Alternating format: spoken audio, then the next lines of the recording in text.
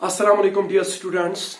तो अभी तक हमने कुछ कॉन्सेप्ट्स क्लियर किए करंट इलेक्ट्रिसिटी के बारे में। ये देखा कि करंट कहाँ से आती है, ये कैसे प्रोड्यूस होती है, तो इनसाइड द कंडक्टर क्या होता है, कि ड्रिफ्ट वेलोसिटी का कॉन्सेप्ट जो भी हमने पढ़ा। तो आज हम कुछ न्यूमेरिकल्स इन पे पढ़े करेंगे जो अभी तक हमने पढ़ा है। तो यहां पर एक न्यूमेरिकल दिया गया है कि ये न्यूमेरिकल ये है कि when the current I is flowing through a conductor the drift velocity is v। जब एक कंडक्टर में करंट कितनी होती है, I, ठीक है। तो करंट जो है वो आपके पास कितनी है, I, और तब जाके the drift velocity is v। जो इलेक्ट्रॉन, जो फ्री इलेक्ट्रॉन्स ऑफ ड्रिफ्ट हो रहे हैं, जब करंट आई थी तो उस टाइम जो ड्रिफ्ट वेलोसिटी थी वो कितनी थी, v। सही बात। और if 2I current is flowed through the same metal, अगर इसी कंडक्टर के थ्रू अब करंट जो अभी तक आई थी वो अब आई नहीं रही, वो अब 2I कर देंगे, मतलब कि उसको दुगना करेंगे। तो इसका मतलब कि चलो मैं यहां पर I1 लिखता हूं, मतलब कि पहले जो करंट थी वो कितनी थी, I, और उस टाइम जो ड्रिफ्ट वेलोसिटी थी V1 वो थी कितनी, V। Are you getting me? और अब ये कह रहा है कि जब करंट I2, जो अब करंट है उसको अब क्या कर देंगे, 2I, उसकी जो वैल्यू है वो दुगना कर देंगे, 2I। बहुत अच्छा। तो ये कह रहा है कि but having double the area of cross section. अब करंट तो दुगना कर दिया इसने, मगर जो एरिया ऑफ क्रॉस सेक्शन है वो अब इसने भी बढ़ा दिया, इसने बढ़ा दिया, मतलब कि A2 जो अब एरिया ऑफ क्रॉस सेक्शन है वो इसने क्या कर दिया, but having double area of cross section 2A। चलो हम मानते हैं कि जो पहले area of cross section wire का था, चलो वो A है। Are you getting me? जब पहले area of cross section A1 जो A था, अब वो कितना बना, 2A। ठीक है, ये भी दिया गया है। Then the drift velocity will be, अब हमने ड्रिफ्ट वेलोसिटी निकालनी है, V2 अब हमने निकालना है। तो पहले area of cross section A था, करंट जो उस टाइम थी वो I थी, और जो ड्रिफ्ट वेलोसिटी थी उस टाइम वो V थी। अब ये कह रहा है कि मैंने करंट को दुगना कर दिया, 2I कर दिया, और जो एरिया ऑफ क्रॉस सेक्शन है वो भी बढ़ा दिया, वो भी दुगना कर दिया। बताइए ड्रिफ्ट वेलोसिटी पे क्या फर्क पड़ेगी, V2 क्या होगी? तो ऑप्शन दिए गए हैं V/4, 2V, V और V/2। चलो हम देखते हैं। हमें पता है कि यहां पर करंट और ड्रिफ्ट वेलोसिटी के दरमियान रिलेशन चल रही है। तो वी नो वेरी वेल, हमें पता है कि ये जो करंट होती है I, ये किसके बराबर होती है, NEAVD। You know very well the relation between current and drift velocity, जो हमने कल ही लेक्चर पढ़ा था। तो उसमें हमने ये देखा कि करंट और ड्रिफ्ट वेलोसिटी के बीच में जो रिलेशन है वो है I is equal to NEAVD। सही बात। तो यहां पर जो N है, number of electrons per unit volume, free electrons per unit, ये तो कांस्टेंट रहेगा ही रहेगा। E इलेक्ट्रॉनिक चार्ज, ये भी तो कांस्टेंट ही रह रहा है। तो यहां पर तीन वेरिएबल है जो यहां पर चेंज हो रहे हैं। क्या क्या है, I, A एंड VD, ये दोनों क्या रह रहे हैं, कांस्टेंट। तो हम इनको एक तरफ लेंगे, I डिवाइडेड बाय A, इधर A आ जाएगा, और divide by drift velocity VD, ये किसके बराबर होगा, NE क्या है, कांस्टेंट। बहुत अच्छा। सपोज मैं K लिखता हूं, ये कांस्टेंट है। तो इसका मतलब कि ये जो रेशियो है, कौन सा ratio, I divided bye A into VD, ये जो current divided by area into drift velocity, ये जो रेशियो ये कांस्टेंट रहेगा। तो इसका मतलब ये है कि ये जो रेशियो कांस्टेंट रह रहा है, तो इसका मतलब ये होगा कि I1 डिवाइडेड बाय A का A1 देंगे, ड्रिफ्ट वेलोसिटी का V1 देंगे।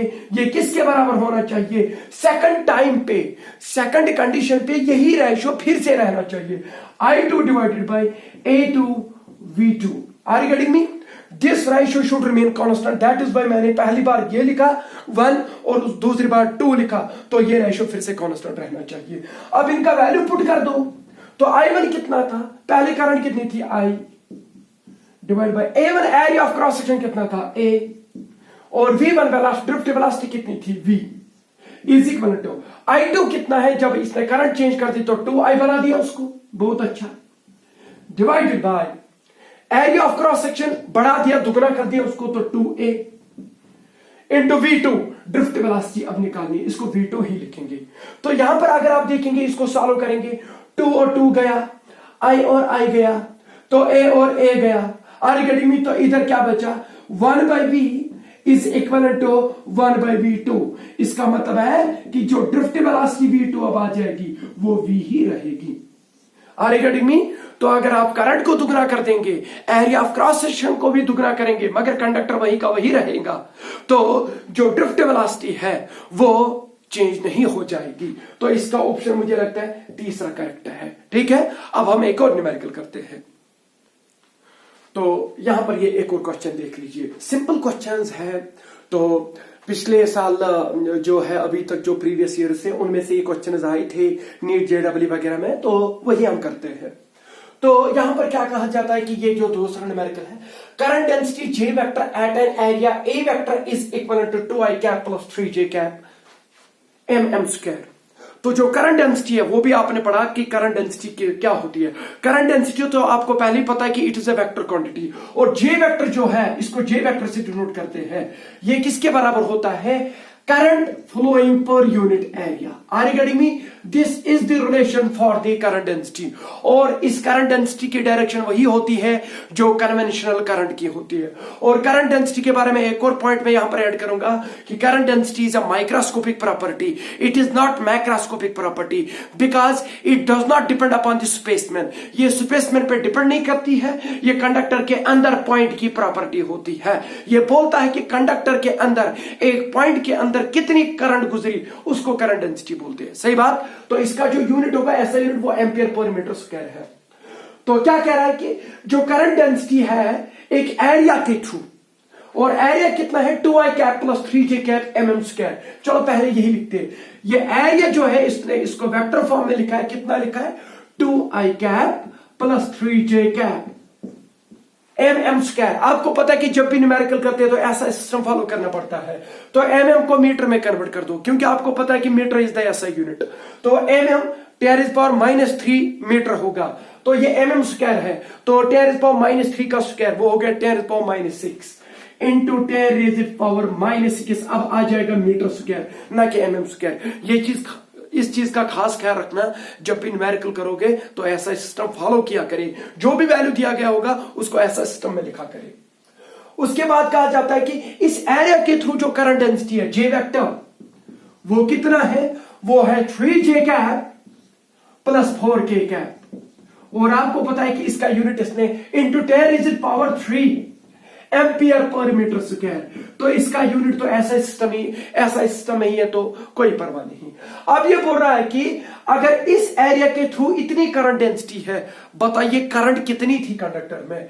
करंट थ्रू द एरिया इस एरिया के थ्रू कितनी करंट निकली? तो हमें पता है कि वी नो दैट, हमें ये पता है कि जो करंट डेंसिटी होती है ये करंट पर यूनिट एरिया होता है। सही बात? बहुत अच्छा। तो यहां पर करंट डेंसिटी को हम मल्टीप्लाई करेंगे किसके साथ? एरिया के साथ। वो आपको क्या देगा? करंट। सही बात? नाउ द क्वेश्चन इज यहां पर डॉट प्रोडक्ट चलेगा कि क्रॉस प्रोडक्ट या सिंपल प्रोडक्ट? आपको पता है कि एरिया भी वेक्टर फॉर्म में है, तो वेक्टर फॉर्म में लिखो। अगर क्रॉस प्रोडक्ट करोगे तो आपको पता है कि क्रॉस प्रोडक्ट में इन दो के बीच में जो एक और क्वांटिटी निकलेगी वो वेक्टर होगी, but you know very well current is a scalar, so यहां पर डॉट प्रोडक्ट ही होना चाहिए। Are you getting me? क्यों? क्योंकि इन दोनों के बीच में जब दो वेक्टर्स के बीच में डॉट प्रोडक्ट होता है तो स्केलर क्वांटिटी की बर्थ होती है। तो यहां पर जो करंट है it is a scalar quantity, so we need, यहां पर जो हमें जरूरत है वो ये है कि यहां पर आप क्रॉस प्रोडक्ट नहीं करेंगे, यहां पर आप डॉट प्रोडक्ट करेंगे। तो जे वेक्टर आपको तो डॉट प्रोडक्ट करना आता है इन कंपोनेंटल फॉर्म। तो जे वेक्टर कितना दिया गया है? 3j cap plus 4k cap into क्या है? 10⁻³ इसको डॉट प्रोडक्ट करना है किसके साथ? एरिया वेक्टर के साथ। वो कितना है? 2i cap plus 3j cap into 10⁻⁻6। जो आपको आंसर आ जाएगा वो पक्का एम्पियर्स में आएगा, क्योंकि आपने ऐसा सिस्टम पहले ही फॉलो करके रखा है। तो करंट का यूनिट जो है वो एसआई यूनिट में एम्पियर ही है। तो आपको पता है कि अगर दो वेक्टर्स कंपोनेंटल फॉर्म में दिए गए होंगे तो डॉट प्रोडक्ट कैसे करते हैं, जो रेस्पेक्टिव कंपोनेंट्स होते हैं उनको प्रोडक्ट करिए और फिर उसका सम ले लीजिए, that will be the cross product. पर यहां पर 10⁻³ और 10⁻⁻⁶ जो है दीज आर सिंपली स्केलर्स, तो इनके लिए डॉट प्रोडक्ट और क्रॉस प्रोडक्ट कोई मानी नहीं रखता, इसका सिंपल मतलब है प्रोडक्ट करना। 10⁻³ इंटू 10⁻⁶ वो हो गया 10⁻⁻³ हो गया, ये खत्म। और अब यहां पर देखते हैं, यहां पर है 3j कैप, तो यहां पर भी j कैप वाला कोई देख लीजिए, और यहां पर 2i कैप है, इसको इसके साथ प्रोडक्ट नहीं होगा। डॉट प्रोडक्ट किसके साथ होता है, किस रेस्पेक्टिव कंपोनेंट के साथ, तो 3j cap dot 3j cap वो हो गया 3 3 are 9, j cap dot j cap हो गया 1, यू नो वेरी वेल। और 4k कैप, तो इधर k कैप है ही नहीं तो 0 आ जाएगा, तो इधर 2i कैप है, इधर i कैप नहीं है तो उसका भी 0 आ जाएगा। तो इसका मतलब ये कि इसका जो डॉट प्रोडक्ट मिला 3j कैप 4k कैप, इसका j कैप के साथ ही डॉट प्रोडक्ट होगा, बाकी किसी के साथ नहीं, क्योंकि बाकी रेस्पेक्टिव कंपोनेंट्स उधर अवेलेबल नहीं है। तो 3j कैप हो गया 9, और यहां पर आपका जो वैल्यू आ रहा है वो है 9 इंटू 10⁻³ एम्पियर, तो यहां पर मिली एम्पियर में आंसर है। तो आपको पता है कि 10⁻⁻3, अब इसको यूनिट कन्वर्ट करना आसान है, तो 10⁻⁻3 हो गया मिली, तो यहां पर 9 मिली एम्पियर। देखो कहां पर है ये ऑप्शन और मार दो टिक, तो पहला ही ऑप्शन है तो टिक मार दीजिए। समझ में आया? तो इस चीज को आप वीडियो को पॉज करके ये सब चीजें आप लिखिए। तो एक और न्यूमेरिकल देखते हैं। तो ये है एक और न्यूमेरिकल, सिंपल है, तो आप देख लीजिए। ये बोल रहा है कि the ratio of magnitude of current density, जो रेशियो आपने निकालना है किस किस के बीच में, करंट डेंसिटी के बीच में। तो करंट डेंसिटी वही लिखेंगे जो लिखा होगा। हमने कौन सा रेशियो निकालना है, ratio of current density, magnitude of current density J divided by and magnitude of electric field, तो electric field J divided by E आपने निकालना है।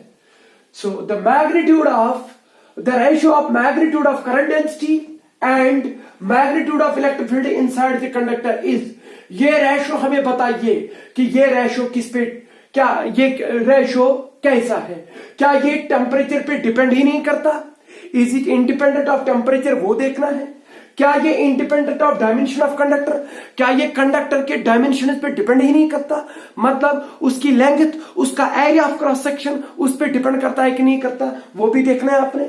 या independent of material of conductor, conductor कोई भी हो, कॉपर का हो, सिल्वर का हो, जिसका हो, ये उस पर डिपेंड ही नहीं करता कि कौन सा मटेरियल, किस मटेरियल का कंडक्टर है, या ऑल ऑफ दीज की सारे सही है। तो चलो देखते हैं। तो अगर हमने ये सब चीजें देखना है तो इनका वैल्यूज जो यहां पर है वो सब्स्टिट्यूट करेंगे, तो थोड़ा बहुत एनालाइज करेंगे। तो ये रेशियो हमने निकालना है J डिवाइडेड बाय E। आपको पता है कि ये जो J होता है करंट डेंसिटी किसके बराबर होता है, I बाय A। तो यहां पर लिखेंगे I by A। I by A किसके बदले लिखा, J के बदले, क्योंकि J जो होता है वो करंट पर यूनिट एरिया होता है, करंट डेंसिटी। इलेक्ट्रिक फील्ड तो E ही लिखेंगे, आर गेटिंग मी। तो अभी तक ये I बाय A बना, मगर अभी मैंने पूरे वैल्यूज नहीं देखे, पूरे वैल्यूज नहीं दिए इसको, क्योंकि यहां पर डायमेंशन, मटेरियल, टेम्परेचर, वो सब चीजें देखने हैं। तो इसका मतलब कि इनका मटेरियल के अंदर घुसना पड़ेगा, I का वैल्यू निकालना पड़ेगा, A का वैल्यू निकालना पड़ेगा, E का वैल्यू निकालना पड़ेगा। तो करंट जो है, हमें पता है कि करंट और ड्रिफ्ट वेलोसिटी के दरमियान क्या रिलेशन है, बताइए। I इज इक्वल टू, हमें पता है कि I किसके बराबर होता है, NEAVD, where N is the number of conduction electrons per unit volume, मतलब कि ये कंडक्टर पे डिपेंड करता है। E electronic charge, A area of the cross section of the conductor, VD drift velocity. तो I के बदले में क्या लिख सकता हूं, NEAVD, NEAVD, VD means drift velocity divided by A into E, electric field E ही लिखेंगे, सही बात। तो यहां पर A और A गया तो बचा NEVD बाय E। मगर आपको पता है कि ड्रिफ्ट वेलोसिटी की भी रिलेशन होती है, वहां पर भी इलेक्ट्रिक फील्ड होता है। आपने पढ़ा होगा, इससे पहले मैंने आपको ड्रिफ्ट वेलोसिटी का कांसेप्ट दे दिया और उसकी रिलेशन भी निकाली। तो बताइए ड्रिफ्ट वेलोसिटी किसके बराबर होता है, इसका magnitude E tau by m, हाँ रिगार्डिंग में ये हमने रिलेशन निकाली थी। Where is the electronic charge, is the electric field present in the conductor, tau is the relaxation time. मैंने बोला था कि ये जो रिलैक्सेशन टाइम है ये किस पे डिपेंड करता है, ये टाइम पे डिपेंड नहीं करता, ये टेम्परेचर पे डिपेंड करता है। It is relaxation time, average collision time, तो वो टाइम पे डिपेंड ही नहीं करता। Divide by m, mass of the electron. तो वीडी का वैल्यू यहां पर सब्स्टिट्यूट कर दो, एन ई, वीडी के बदले क्या लिखेंगे, ई टाउ बाय एम, और नीचे है ई। मुझे लगता है कि यहां पर ई और ई भी गया बेचारा, तो यहां क्या बचा, n e square tau by m. ये आपने आगे पढ़ना है, this thing is called conductivity, तो आगे देखेंगे वो सब चीजें भी। तो n e square tau by m, तो ये आया जे बाय ई का ratio. Are you getting me? यहां पर देखिए जी, जे बाय ई रेशियो किस पे डिपेंड करता, n number of conduction electrons per unit volume. तो अलग अलग मटेरियल का अलग अलग कंडक्टर होगा, तो अलग अलग एन का वैल्यू होगा। तो ये जो एन यहां पर है, number of electrons per unit volume, वो अलग अलग मटेरियल में, कॉपर वाले मटेरियल में अलग होंगे और सिल्वर वाले मटेरियल में अलग होंगे, एल्यूमिनियम वाले मटेरियल में अलग होंगे। तो ये जो एन है, it is the property of a conductor, material of the conductor, sorry material of the conductor. Conductor किस मटेरियल का बना है, तो एन उस पे डिपेंड करता है। तो पहली ये चीज हमें समझ में आया कि ये किस पे डिपेंड करता है, मटेरियल ऑफ द कंडक्टर पे ये डिपेंड करता है। ठीक है, ई स्क्वायर चार्ज ये तो पता ही है, it is constant. Tau relaxation time, ये किस पे डिपेंड करता है, टेम्परेचर पे डिपेंड करता है। मैंने बोला ये टाइम पे डिपेंड नहीं करता, किस पे डिपेंड करता है, टेम्परेचर पे। M mass of the electron, वो तो कांस्टेंट है। इसका मतलब कि यहां पर दो ही वैल्यूज आए इस रेशियो में, एक आया एन और दूसरा आया टाउ। इससे हमें यह पता चला कि ये जो रेशियो है ये किस पे डिपेंड करता, मटेरियल ऑफ द कंडक्टर पे डिपेंड करता और टेम्परेचर पे डिपेंड करता। मतलब कि इन दो चीजों पे ये डिपेंड करता, इसलिए मैंने टिक दिया। तो इधर देखते हैं ऑप्शन क्या है, इंडिपेंडेंट ऑफ टेम्परेचर। बोलता है कि टेम्परेचर पे डिपेंड ही नहीं करता। अरे क्या हो गया, ये तो टेम्परेचर पे डिपेंड करता है, तो पहला ही ऑप्शन गलत। Independent of dimension of conductor, मतलब कि ये डायमेंशन पे डिपेंड ही नहीं करता, मतलब कि उसकी लेंथ क्या है, उसका साइज क्या है। हाँ, इधर तो एरिया लेंथ नहीं है, तो इसका मतलब यह है कि इट इज इंडिपेंडेंट। अभी इसको फिलहाल ऐसे ही रखेंगे, थोड़ी बहुत टिक देंगे इधर, क्योंकि हमें यहां पर यह पता चला कि ये एरिया पे डिपेंड नहीं करता, ये रेशियो, ये लेंथ पे डिपेंड नहीं करता। इसका मतलब कि ये डायमेंशन पे ये रेशियो डिपेंड ही नहीं करता, तो थोड़ा बहुत टिक मार दिया, क्योंकि अभी और दो पढ़ने हैं। Independent of material of conductor, ये मटेरियल ऑफ कंडक्टर पे डिपेंड ही नहीं करता। अरे क्या हो गया, एन पे तो डिपेंड करता है, तो एन का मतलब है कि मटेरियल ऑफ कंडक्टर पे डिपेंड करता है, तो ये ऑप्शन भी गलत है। ऑल ऑफ दीज, अरे यहां पर तो ये सही है, तो ऑल ऑफ दीज का क्या है, वन ऑफ दीज ऑप्शन सही होगा, अगर वो लिखा होगा आपने। तो इसका मतलब है कि इस क्वेश्चन का जो आंसर आ जाएगा वो independent of dimension of conductor है। तो इसका मतलब यह है कि जो जे बाई ई रेशियो है ये कंडक्टर पे डिपेंड नहीं करता, ये कंडक्टर के मटेरियल पे डिपेंड नहीं करता, ये कंडक्टर के साइज पे डिपेंड नहीं करता। समझ में आया? क्योंकि यहां पर यही हमें समझ में आया कि it is independent of dimension of conductor. अलबत्ता ये जो रेशियो है ये टेम्परेचर पे भी डिपेंड करता है और ये मटेरियल ऑफ कंडक्टर के भी डिपेंड करता है। तो वीडियो को पॉज करके ये चीज आप नोट कर सकते हैं। तो अब हम एक और न्यूमेरिकल करते हैं। यहां पर एक और न्यूमेरिकल है, वो क्या है कि when electric field is applied inside a conductor, जब आप एक कंडक्टर को इलेक्ट्रिक फील्ड अप्लाई करते हैं, आपको पता है कि एक कंडक्टर को इलेक्ट्रिक फील्ड अप्लाई करेंगे, वहां पर जो कंडक्शन इलेक्ट्रॉन्स होंगे, फ्री इलेक्ट्रॉन्स होंगे, वो ड्रिफ्ट हो जाएंगे। वो पहले ही मोशन में होते हैं, दो तो थर्मल काइनेटिक एनर्जी, सही बात, मगर उसके बावजूद भी वो ड्रिफ्ट हो जाएंगे towards the positive terminal of the battery, and that drift speed जो है उसको ड्रिफ्ट वेलोसिटी बोलते हैं। ठीक है, then free electrons are accelerated. देखो ये बोल रहा है कि जो फ्री इलेक्ट्रॉन्स है वो अब एक्सेलरेट हो जाएंगे, क्योंकि अब उन पे फोर्स पड़ेगा। Their average velocity, their average velocity, अब उन फ्री इलेक्ट्रॉन्स की जो एवरेज वेलोसिटी है वो टाइम पे कैसे डिपेंड करती है, टाइम इंटरवल पे कैसे डिपेंड करती है। ये एवरेज वेलोसिटी को समझ में आया ये क्या चीज है, ये तो ड्रिफ्ट वेलोसिटी ही है, मगर इसने यहाँ पर ड्रिफ्ट वेलोसिटी नहीं लिखा, इसने यहाँ पर एवरेज वेलोसिटी लिखा। But you know very well when external electric field is applied to a conductor, जो वहां पर फ्री इलेक्ट्रॉन्स होते हैं वो एक्सेलरेट हो जाते हैं, वो ड्रिफ्ट हो जाते हैं with average speed, and that speed is called average drift speed और ड्रिफ्ट वेलोसिटी। सही बात। ये बोल रहा है कि वो टाइम पे कैसे डिपेंड करता है, टी स्क्वायर के साथ प्रोपोर्शनल होता है, टी रेज पावर 1 के साथ या अंडर रूट टी के साथ और t raise power 0। Are you getting me? मुझे लगा कि इस क्वेश्चन का आंसर जो आप ऐसे ही देंगे जो मैंने पढ़ा है आपको पता है कि जो ड्रिफ्ट वेलोसिटी है वो किसके बराबर होती है, VD drift velocity is equal to e tau by m. ये किस पे डिपेंड करती है, इलेक्ट्रिक फील्ड पे, और tau is tau time or it is relaxation time, it is relaxation time, and relaxation time जो है ये किस पे डिपेंड करता, आपको पता है कि ये टेम्परेचर पे डिपेंड करता है। मतलब कि ऑन एन एवरेज उनको कितना टाइम लगा कोलाइड होने में, क्योंकि इलेक्ट्रॉन्स वहां पर लैटिस आयंस के साथ कोलाइड होते हैं, तो जो कोलिजन हो रहा है उनके बीच में, तो उसको कितना टाइम लगा, ऑन एन एवरेज जो टाइम लगा होगा उसको बोलते हैं रिलैक्सेशन टाइम। और वो रिलैक्सेशन टाइम टेम्परेचर पे डिपेंड करता है। अगर टेम्परेचर ज्यादा होगा तो वो जल्दी फ्रीक्वेंटली कोलिजन करेंगे, जब फ्रीक्वेंटली कोलिजन करेंगे तो टाइम जो है वो कम लगेगा, उस टाइम रिलैक्सेशन टाइम कम होगा। तो इसका मतलब है कि मोटे मोटे तौर पे ये जो टाउ है रिलैक्सेशन टाइम, ये टेम्परेचर पे ही डिपेंड करता है। Are you getting me? तो वेयर इज टी, जो टाइम इंटरवल है क्या ये उस पर डिपेंड करता है ये ड्रिफ्ट वेलोसिटी? बिल्कुल नहीं करता। तो इसका मतलब कि it is directly proportional to T raise power 0, मतलब कि ये टेम्परेचर पे डिपेंड ही नहीं करती। हाँ सॉरी, ये टाइम इंटरवल पे डिपेंड ही नहीं करती, ये रिलैक्सेशन टाइम पे डिपेंड करती है। मैंने आपको बोला टाइम, जो टाइम इंटरवल और रिलैक्सेशन टाइम है, these are two different things.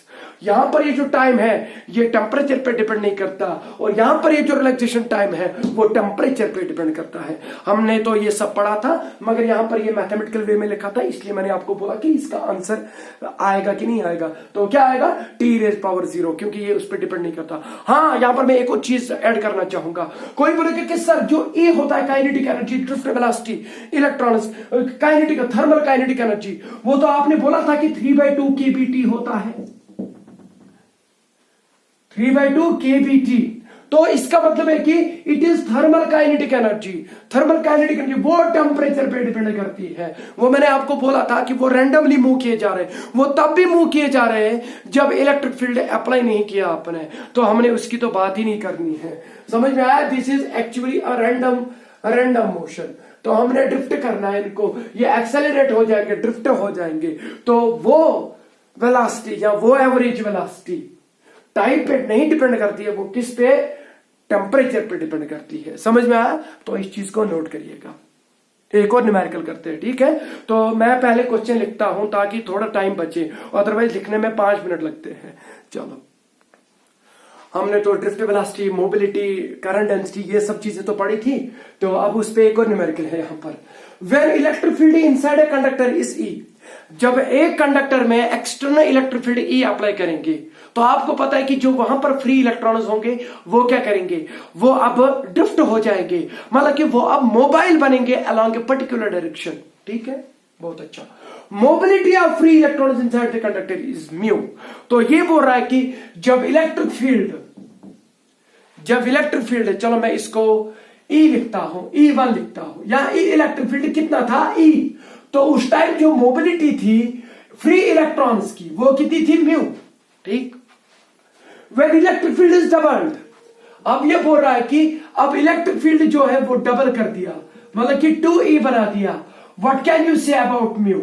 Mu के बारे में, मोबिलिटी के बारे में, फ्री इलेक्ट्रॉन्स की मोबिलिटी के बारे में आप क्या कहेंगे? क्या वो वही रहेगी? क्या वो भी डबल हो जाएगी? क्या वो आधी हो जाएगी? क्या वो 1/4 टाइम्स म्यू बनेगा? समझ में आया? तो ये चीजें देखना है। आपको पता है कि मोबिलिटी किसके बराबर होती है।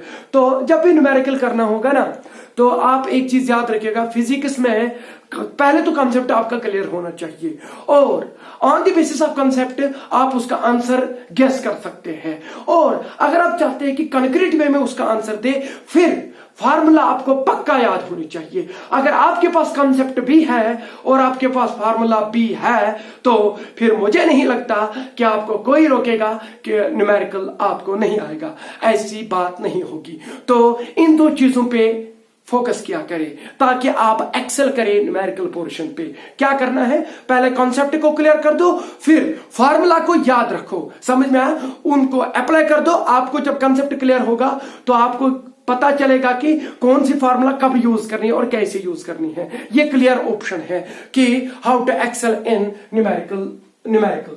सही बात। तो यहां पर देख लीजिए, हमें पता है कि मोबिलिटी किसके बराबर होती है। पहले मुझे बता मोबिलिटी किन की होती है। मोबिलिटी चार्ज कैरियर्स की होती है जो चलते हैं। तो फ्री इलेक्ट्रॉन यहां पर ड्रिफ्ट होते हैं, तो उनकी मोबिलिटी किसके बराबर होगी। तो आपको पता है कि mobility is defined as the ratio of the drift velocity acquired per unit electric field. कितनी ड्रिफ्ट वेलोसिटी मिली उनको यूनिट इलेक्ट्रिक फील्ड करने में, यूनिट इलेक्ट्रिक फील्ड अप्लाई करने में, उस रेशियो को हम क्या बोलते हैं, mobility. This is actually the measurement of mobility. मगर आप कहेंगे कि सर अगर यहां पर इलेक्ट्रिक फील्ड डबल करेंगे, और ध्यान दे आगे, अगर यहां पर इलेक्ट्रिक फील्ड डबल करेंगे तो मोबिलिटी तो हाफ हो जाएगी, ऐसा लगता है ना। तो आप जल्दी ऐसे फटाफट इसका आंसर मत निकालिए और जल्दी आप μ/2 आंसर देंगे। पता क्या μ/2 ही आंसर आएगा कि नहीं। मगर पहले ये देखना है कि अगर आप ई को चेंज करेंगे, कोई बात नहीं कि आप कह रहे हैं कि sir mobility is inversely proportional to electric field. सही बात है, चलो मैं मानता हूं, मगर वो तब होगा जब वीडी कांस्टेंट रहेगा। जब वीडी क्या रहेगा, कांस्टेंट, तब जाके mobility inversely proportional to electric field है। मगर आपको पता है कि ये ड्रिफ्ट वेलोसिटी इलेक्ट्रिक फील्ड पे ही मिलती है। ये ड्रिफ्ट वेलोसिटी जो है इलेक्ट्रिक फील्ड पे ही मिलती है। इलेक्ट्रिक फील्ड को चेंज करेंगे तो ड्रिफ्ट वेलोसिटी चेंज हो जाएगी। तो इसका मतलब यह है कि अगर आप ई के साथ कोई छेड़छाड़ी कर रहे हैं, तो आपने ड्रिफ्ट वेलोसिटी में देखना है कि उसमें क्या चेंज आई है, तब जाके आप मोबिलिटी निकाल सकते हैं। सही बात। तो इसका मतलब कि हम इसको इन मोर वे लिखते हैं, मोर कन्वीनियंट वे लिखते हैं कि हमें पता है कि वीडी ड्रिफ्ट वेलोसिटी जो होती है वो किसके बराबर होती है, ई टाउ बाय एम, और नीचे क्या है, ई। अब देखिए यहां पर ई और ई गया, तो मोबिलिटी ऑफ फ्री इलेक्ट्रॉन्स वो है ई टाउ बाय एम। मैंने आपको नोटिस में लिखवाया था ये सब चीजें, पर यहां पर न्यूमेरिकल भी आ गया, ये क्वेश्चन आ गया, तो आप आंसर दे सकते थे ऐसी, मगर फिर भी आप देखिए यहां पर। तो अब अगर आप देखेंगे कि ये जो मोबिलिटी है ये किस पे डिपेंड करती है, मास ऑफ द चार्ज कैरियर और रिलैक्सेशन टाइम पे, और रिलैक्सेशन टाइम माशाल्लाह टेम्परेचर पे डिपेंड करता है। तो इसका मतलब यह है कि ये जो मोबिलिटी है चार्ज कैरियर्स की, ये उनके मास पे डिपेंड करती है, और ये किस पे डिपेंड करती है, टेम्परेचर पे। मगर ये कह रहा है कि अगर हमने इलेक्ट्रिक फील्ड दुगना कर दिया, what can you say about mobility. मैं कहूंगा इसको तो मोबिलिटी पे फर्क ही नहीं पड़ेगी, मोबिलिटी वही की वही रहेगी। हाँ, काश आपने टेम्परेचर चेंज किया होता तो फिर मोबिलिटी पे फर्क पड़ती। तो अब यहां इस रिलेशनशिप आपको पता चलता है कि ये जो मोबिलिटी है ये मास और टेम्परेचर पे डिपेंड करती है, या रिलैक्सेशन टाइम पे डिपेंड करती है, ना कि इलेक्ट्रिक फील्ड पे डिपेंड करती है। क्योंकि इलेक्ट्रिक फील्ड पे खुद ड्रिफ्ट वेलोसिटी डिपेंड करती है। दैट इज मुझे ड्रिफ्ट वेलोसिटी का वैल्यू यहां पर सब्स्टिट्यूट करना पड़ा, ताकि हम पहले देखें कि वो अगर यहां पर इलेक्ट्रिक फील्ड ई होगा तो ड्रिफ्ट वेलोसिटी क्या आ जाएगी। तो वहां पर उसने कहा कि जो मोबिलिटी है, उसने कहा कि मैं इलेक्ट्रिक फील्ड, पोटेंशियल डिफरेंस, इन चीजों पर डिपेंड ही नहीं करती, मैं बस जिसकी मोबिलिटी होनी चाहिए, यानी कि फॉर एग्जांपल फ्री इलेक्ट्रॉन की, मैं उसके मास पे डिपेंड करती हूँ, उस फ्री इलेक्ट्रॉन का क्या मास है, और वो फ्री इलेक्ट्रॉन किस टेम्परेचर में चल रहा है, तो टेम्परेचर पे भी डिपेंड करता है। तो बताइए अब अगर इलेक्ट्रिक फील्ड ई था और मोबिलिटी फ्री इलेक्ट्रॉन्स की म्यू थी, अब अगर इलेक्ट्रिक फील्ड डबल किया गया, is doubled, what can you say about mobility पे कोई फर्क ही नहीं पड़ेगा, वो पहले म्यू था वो म्यू ही रहेगा। तो इसका मतलब है कि first one is the correct option. Are you getting मी।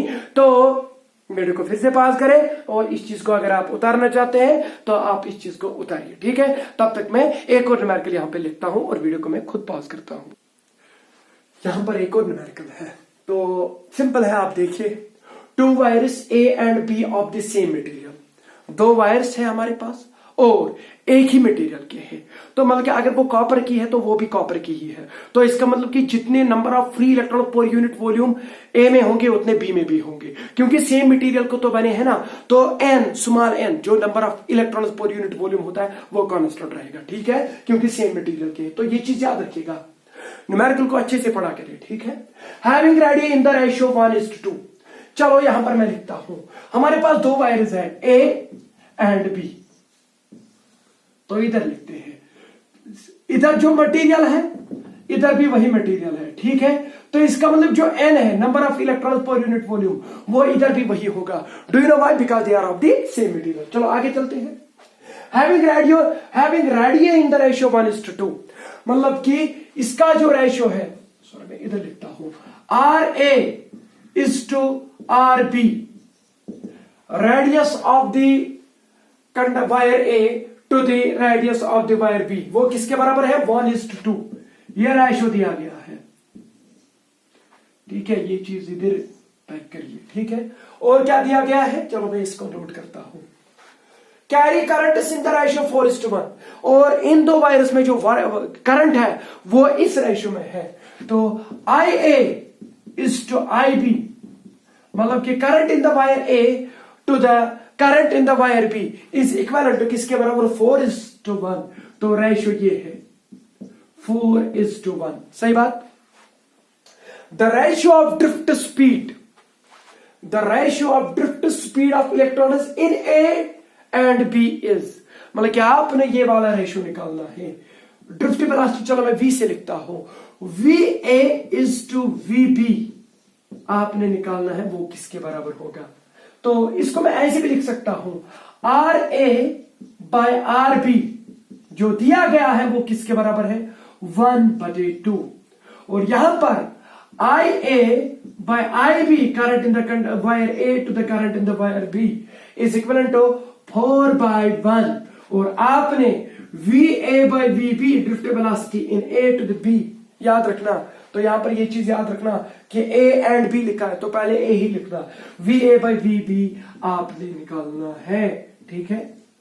चलो देखो, एरिया भी है, रेडियस जो है तो एरिया भी है, करंट भी है और ड्रिफ्ट वेलोसिटी भी है। तो यहां पर साफ साफ ये दिखाई देता है कि यहां पर करंट और ड्रिफ्ट वेलोसिटी के बीच में रिलेशन है। तो हमें पता है, वी नो दैट, हमें यह पता है कि करंट जो होती है वो होती है NEAVD, मतलब कि V मीन्स ड्रिफ्ट वेलोसिटी, समझ में आया? तो करंट और ड्रिफ्ट वेलोसिटी के बीच में जो रिलेशन है वो है I=NEAV। चलो मैं D भी लिखता हूं, सबस्क्रिप्ट ड्रिफ्ट वेलोसिटी।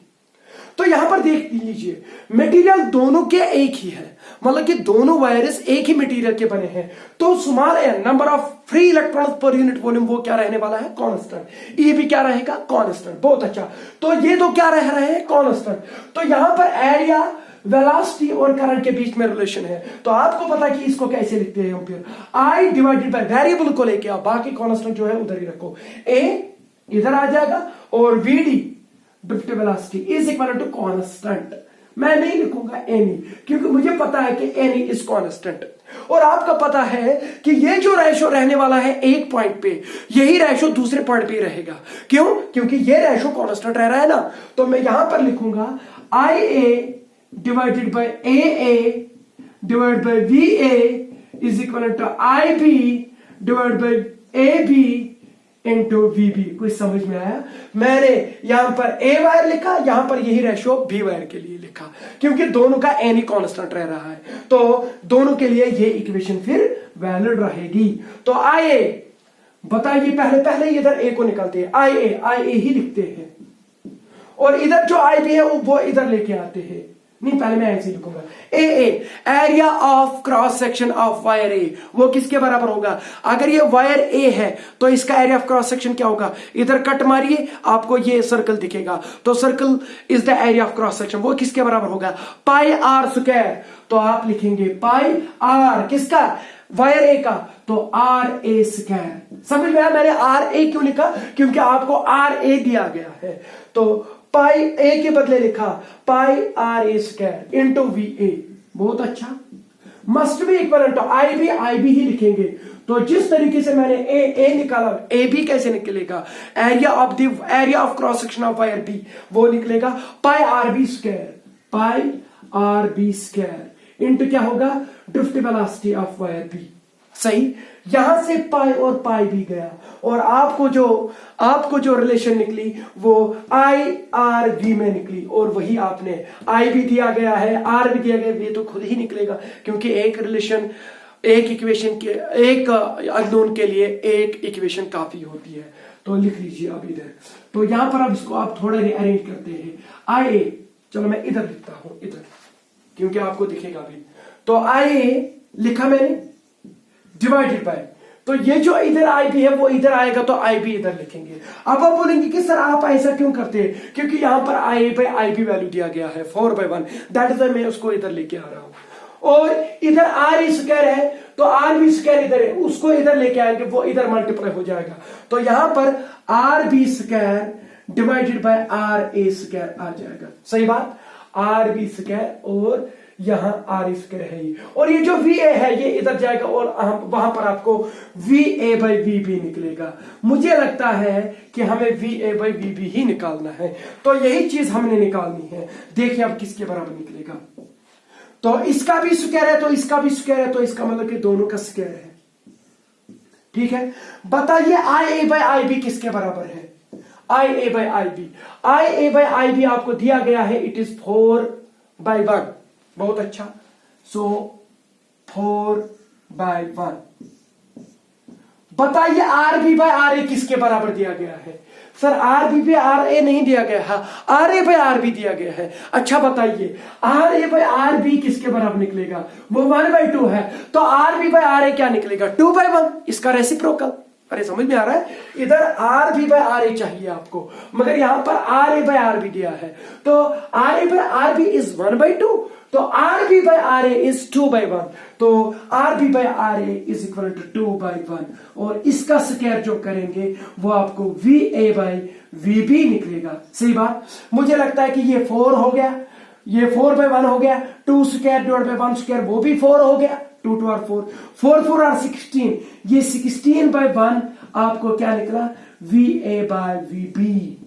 समझ में आया? तो इसका मतलब है कि V A by V B जो आपको रिक्वायर्ड रेशियो चाहिए वो किसके बराबर निकला? 16:1। और यहां पर देखिए कौन सा ऑप्शन सही है, तो मुझे लगता है कि दूसरा जो है ये सही उत्तर है, 16:1। तो आपको समझ में आया ये सब? तो ये एक और न्यूमेरिकल था, तो आप इस वीडियो को पॉज करके ये सब लिख सकते हैं, नोट कर सकते हैं। मैं थोड़ा दूर रहता हूं, ठीक है?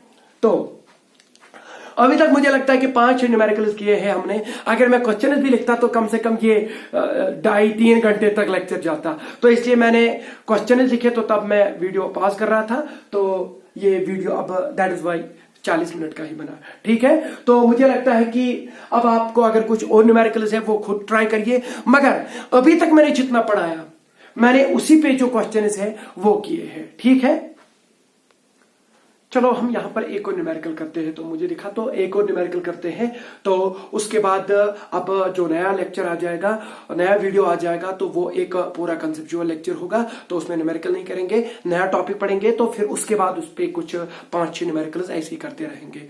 तो मैं एक और क्वेश्चन लिखता हूं। तो यहां पर ये एक क्वेश्चन है, एक न्यूमेरिकल है कि क्या कह रहा है ये question? Uniform copper wire of length 1 metre. 1 metre wire है, ये हमारे पास 1 मीटर वायर है कॉपर की।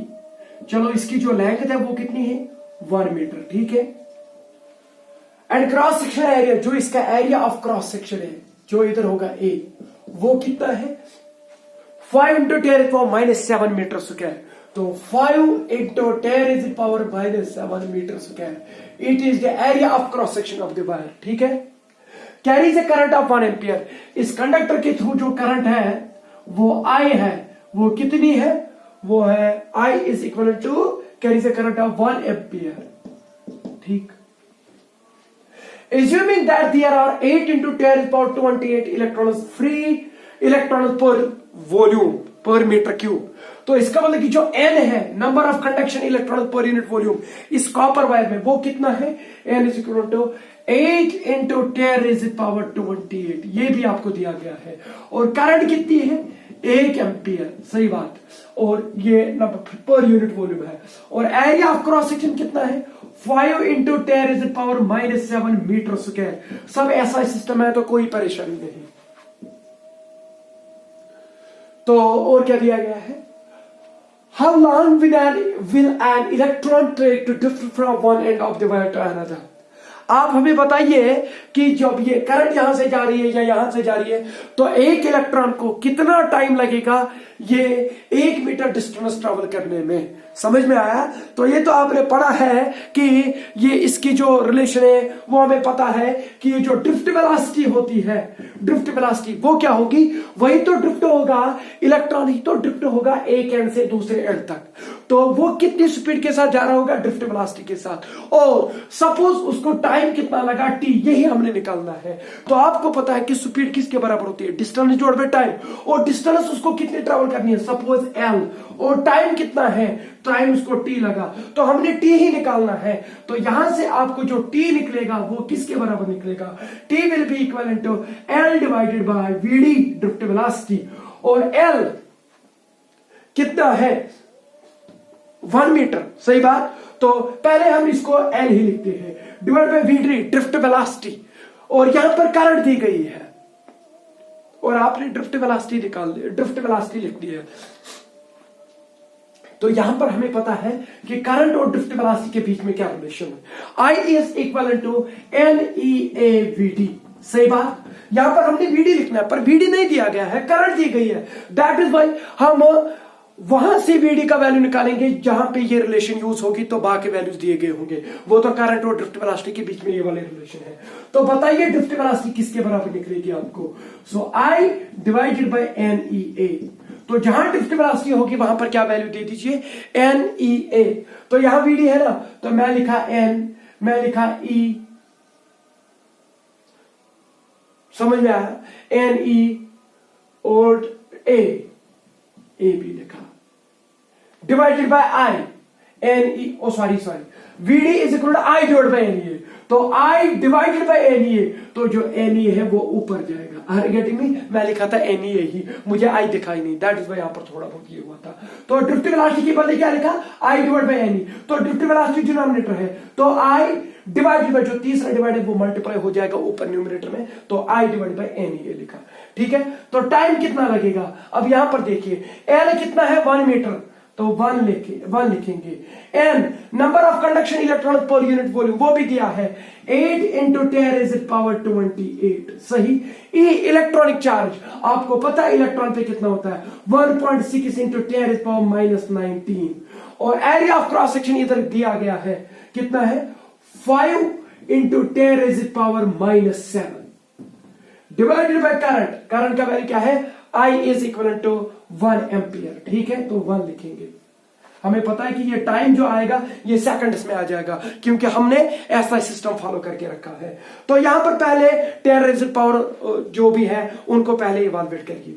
10 rays power 28, 10 rays power -19, 10 rays power 9, 10 rays power 9 और 10 रेज़ पावर -7, 10 रेज़ पावर 2। तो पहले 10 रेज़ पावर 2 लिखेंगे। समझ में आया। अब जो बाकी है उनको मल्टीप्लाई करेंगे, इधर 1 है, इधर 8 है, इधर 1.6 है, इधर 5 है। ठीक है, बहुत अच्छा। 8 बना रहे 8, सही। 8, 5 और 40, तो 40 आ गए ना, तो 40 में नहीं लिखूंगा, मैं लिखूंगा 4, फिर 40 को मैं 4 इंटू 10⁻1 लिख सकता हूं, तो 10⁻1 इसको देंगे तो ये 10⁻3 बनेगा। अब जहां 40 था वहां 4 ही लिखेंगे, समझ में आया?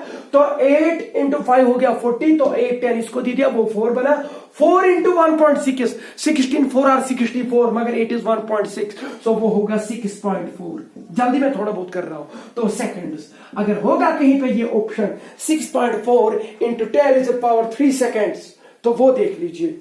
तो मुझे लगता है कि चौथा option 6.4 into 10⁻3 seconds, this is it is correct option और सही उत्तर। सही बात। तो आप खुद भी इसको इवैल्यूएट कर सकते हैं। तो मैंने थोड़ा बहुत जल्दी कर दिया, तो मैंने आपको बता दिया कि मैंने कैसे किया, ठीक है।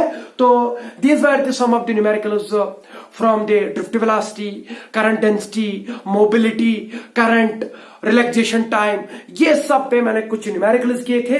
तो ये एक वीडियो लेक्चर बनाया था इस पे, तो आप इन पे थोड़ी प्रैक्टिस करिए ताकि आपको पता चले कि हम पढ़ क्या रहे हैं और हम कर क्या रहे हैं। Are you getting me? और भी कुछ न्यूमेरिकल्स, बहुत सारे न्यूमेरिकल्स हैं, मगर मैं सारे न्यूमेरिकल्स को कवर नहीं कर सकता क्योंकि वो एक ही कॉन्सेप्ट जो है वही लगेगा उनमें भी। समझ में आया? तो मैंने प्रैक्टिस करने के लिए ये कुछ न्यूमेरिकल्स दिए आपको, ये सॉल्व भी किए और आपको भी मुझे लगता है कि मजा आया होगा।